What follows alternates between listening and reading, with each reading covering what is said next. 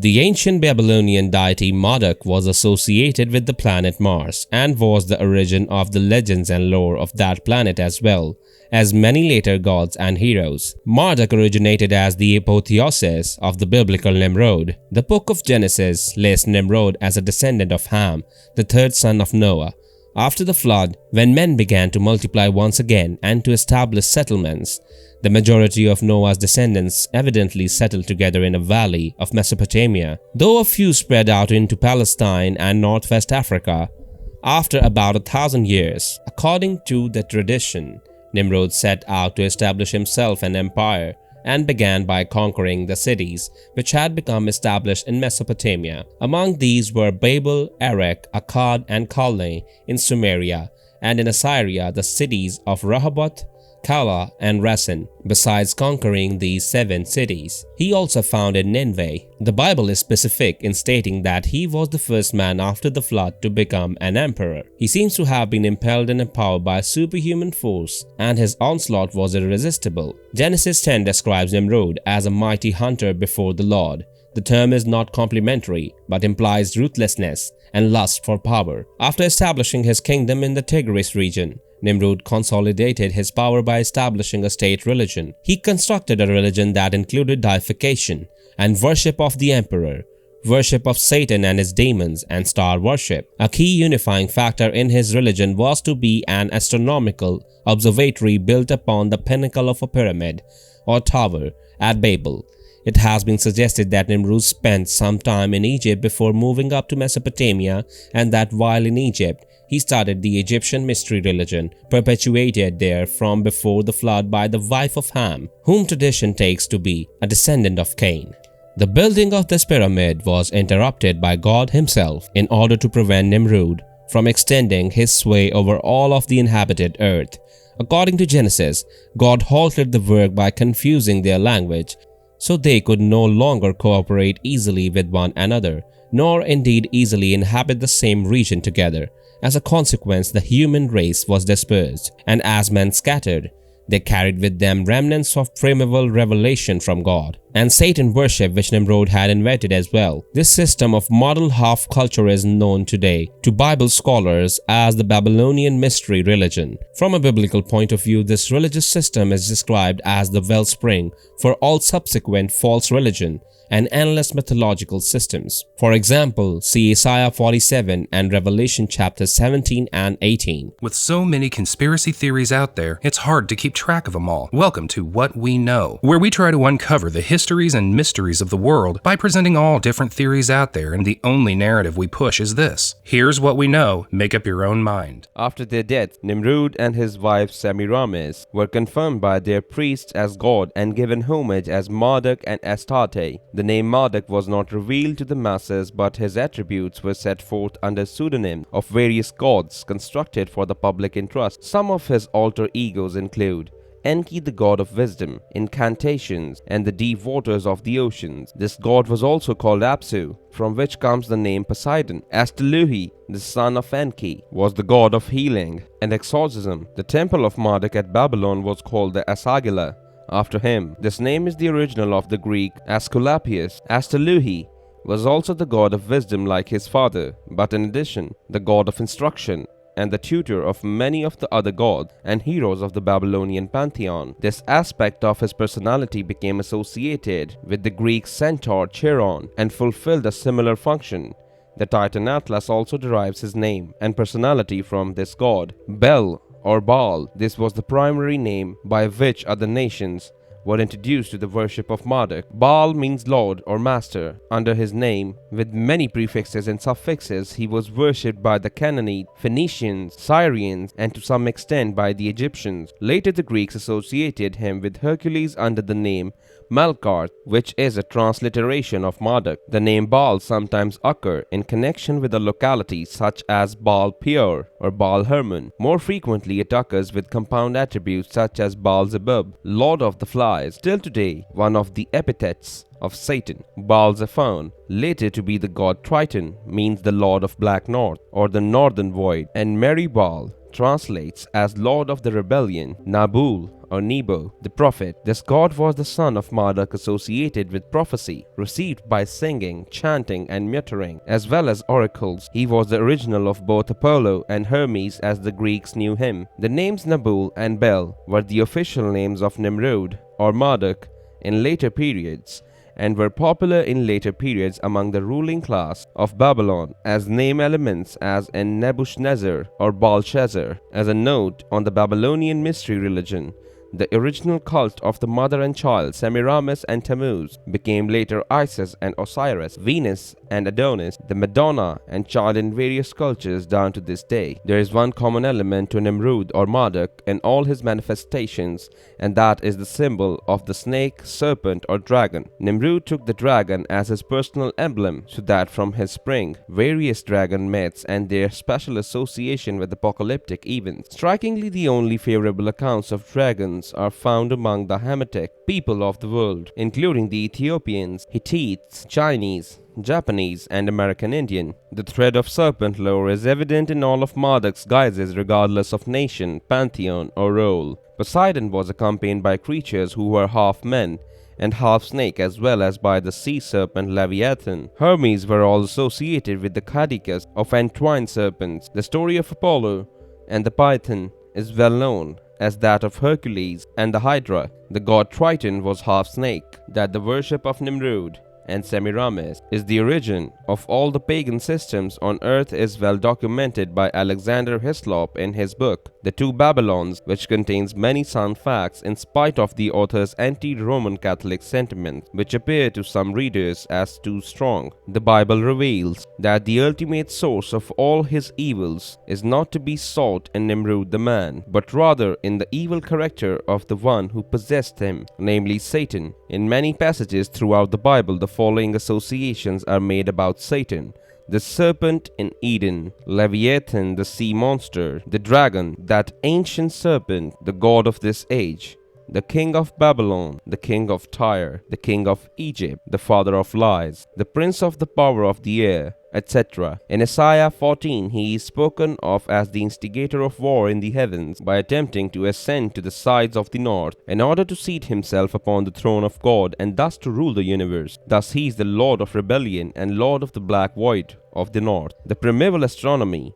of which Babylonian astrology was a corruption, was based on the realization that the entire universe was created and had worth only in relation to the earth. Thus the ancients saw it as no accident that the stars and planets were set in a certain order by God at creation. The antediluvian patriarchs developed a system of constellation to serve as perpetual reminders of man's fall and the promise of coming Redeemer, as well as a record of the angelic conflict down through the ages. At the most prominent place in the heavens, the patriarchs placed the constellation Draco, the dragon, which lies coiled about that point of the sky they called absolute north. This is the center of the circle which the Earth's north pole describes in the sky every 25,858 years. About 4000 BC, the star Iota Draconis was the nearest visible star to the North Pole, while about 3000 BC, the North Pole centered exactly on the star Alpha Draconis, the brightest star in the constellation. This portion of the dragon is depicted as attempting to encoil the constellation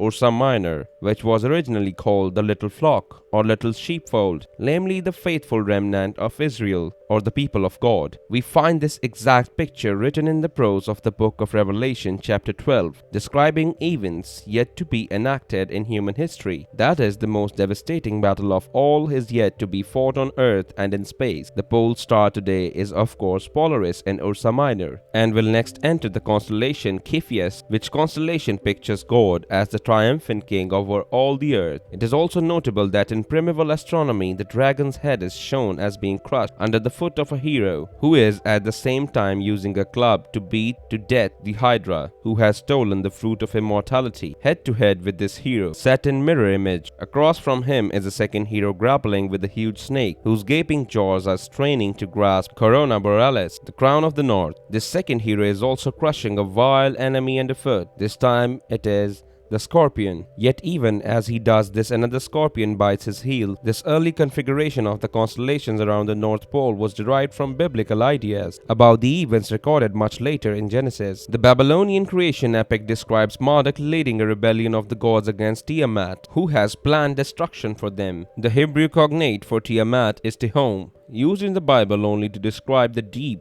upon which God moved at the beginning of creation. Later, a part of Tehom was imprisoned within the bowels of earth and opened to release the waters from below. At the same time, the vapor canopy collapsed during the flood in order to destroy the civilization of Noah's day. This destruction is said to have come about because of excessive influence by Satan in the affairs of men, such as intermarriage with mortals producing giants on the earth with various genetic defects of a serious nature. In the Babylonian version, Marduk wins and is eluded by the other gods and a list of 15 names to which can be traced most of the gods of antiquity.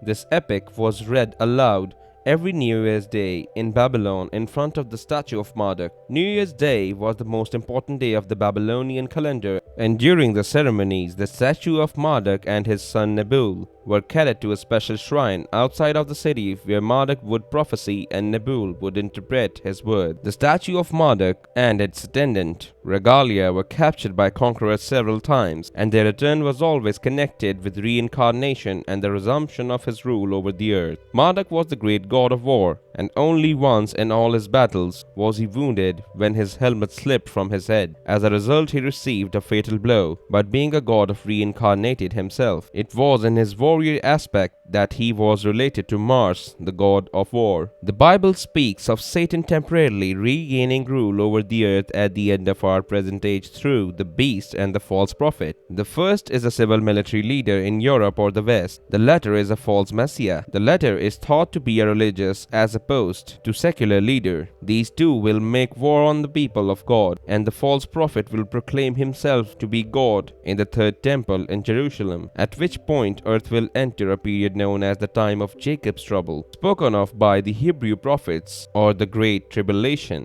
known to Christians. And the conclusion of this catastrophic time, when most life on earth is destroyed, Jesus will return to the Mount of Olives to usher in a millennial kingdom, during which time Satan will be bound and removed from influence on earth. Is it then a coincidence that our computer conference has now come to believe that we may have found the image of an angelic malevolent being on Mars, a planet which appears to be scarred by an ancient war in the heavens? Is it a coincidence that we should find such things as these as our own planet enters times of momentous problems beyond the capabilities of mere men to solve? It is remarkable that there is a syllable with the consonant value m multiplied by r, which is found everywhere in connection with the planet Mars, the god of Mars, and its associated emblem, the dragon. The source of all these words is to be found in the Semitic root mara, which in Hebrew means bitterness as well as disobedience. From this root is derived marad, or rebellion, which is the original both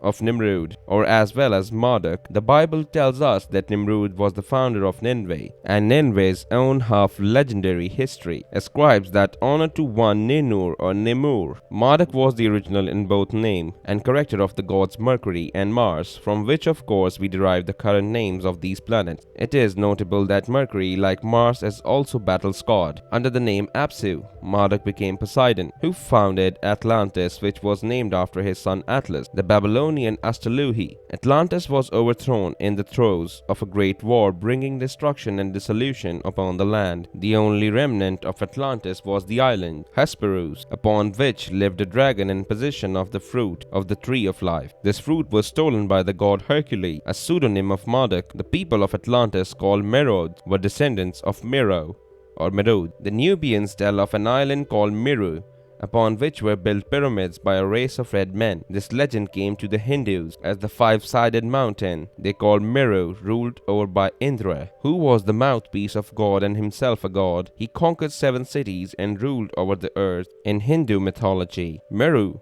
was a five-sided mountain from which the heavens were suspended with the pole star as its apex. This is the reason ancient temples are built in the shape of a mountain having a flame at the summit. Here also we see Atlas, who became a mountain and bore the heavens on his shoulders, relieved only once by Hercules. Tibetan legend tells of the fall of the land of seven cities by earthquake and eruption at the fall of the star Bel. The people perished, it is said, because they ignored the warnings of their priest, Mu. Another lost continent myth is that of Mu or Lemuria, which was publicized by James Churchward in the 19th century. According to him, Mu was situated in the Pacific Ocean and bore a population of 64 million people of assorted colors and tribes. Mu sank when gas-filled caverns in the earth beneath collapsed. The survivors founded colonies in Micronesia, China, and Egypt, but the only place they flourished was in Central America, where they are said to have produced great Indian cultures. This may seem to be an insubstantial myth until one considers a modern-day popular religion,